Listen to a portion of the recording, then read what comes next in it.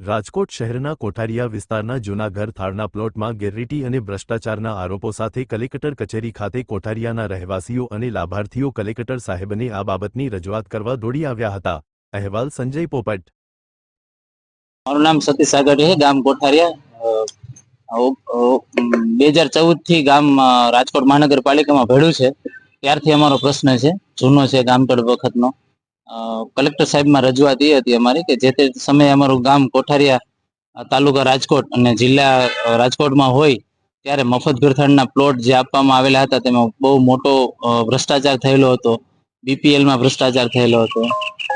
તલાટી કમ મંત્રીના દીકરાને પ્લોટ આપવામાં આવેલા, પતિ પત્નીને પ્લોટ આપવામાં આવેલા, અમારા ગામમાં ન હોય એવા 12 ગામના અને હાલમાં પણ જે તાલુકા પંચાયતના સદસ્ય હોય એવા હલેન્ડા ગામના વનરાજભાઈ ગેરૈયાના પત્નીને પ્લોટ આપવામાં આવેલો હતો। જે બાબતની અમારી અવારનવાર રજૂઆત હોવા છતાં પણ કલેક્ટર સાહેબ કે એમની કક્ષામાંથી કોઈ પણ યોગ્ય કામગીરી ન થતા અંતે અમે ગયા 6/6 ના રોજ આત્મવિલોપન માટે આવેલા ત્યારે કલેક્ટર સાહેબે એમને ખાતરી આપેલી કે આજે બુધવાર 10 તારીખના રોજ તમે આવજો અને અમે જે કંઈ આજ દિવસ સુધી થયેલી કાર્યવાહીની તમને વિગતવાર જાહેર કરશું કે આજ દિવસ સુધી શું કાર્યવાહી કરેલી છે, જેથી કરીને અમે આજે કોઠારિયાના જે માંગણીદારો છે 180 થી વધારે ઘર કુટુંબ પરિવારના લોકો, તમામ સ્ત્રી પુરુષો, અપંગ, વૃદ્ધ, અબાલ બધા સાથે મળીને આજે અમે કલેક્ટર સાહેબને મળવા માટે આવ્યા છીએ, જેથી કરીને આજ દિન સુધીમાં થયેલી કાર્યવાહી અને ભવિષ્યમાં શું કરશે, આ લોકોના પ્લોટ ખાલસા કરશે કે પછી માંગણીદારોને પ્લોટ આપશે,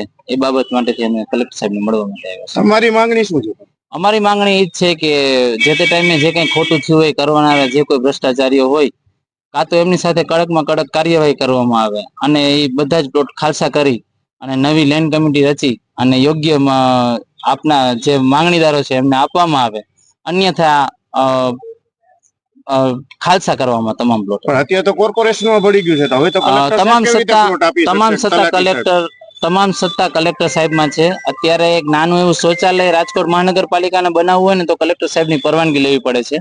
એટલે અત્યારે કલેક્ટર સાહેબ જે બી કાંઈ રેવન્યુ, જે બી કાંઈ જમીન છે, સરકારી જમીન હોય કે તમામ પ્રકારની જમીન, એમની તમામ સત્તા કલેક્ટર સાહેબ પાસે છે। એટલે કલેક્ટર સાહેબ જે ધારી શકે એ થઈ શકે એમ છે।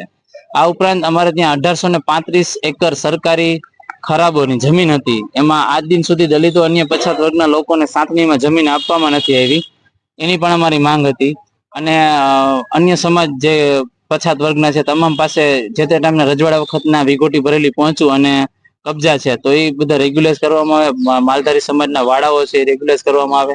આવી અલગ અલગ અમારી ડિમાન્ડ જે તે ટાઈમની રહેલી છે, પણ આજ દિન સુધી કોઈ કાર્યવાહી ન થતા અંતે અમે 6/6 ના રોજ આત્મવિલોપન માટે આવેલા, જેથી કલેક્ટર સાહેબે આજે બોલાવેલા છે, એટલે અમને સાંભળશે એવી ખાતરી છે। ના, આજે એવી કોઈ કાર્યક્રમ નથી આત્મવિલોપનનો, કેમ કે સાહેબે શાંતિપૂર્વક રીતે તે દિવસે પણ અમને શનિવાર 6/6 ના રોજ સાંભળેલા હતા અને આજે 10/6 ના રોજ ફરી બોલાવી અને જે કઈ કાર્યવાહી થઈ છે એની વિગતવાર માહિતી આપશે।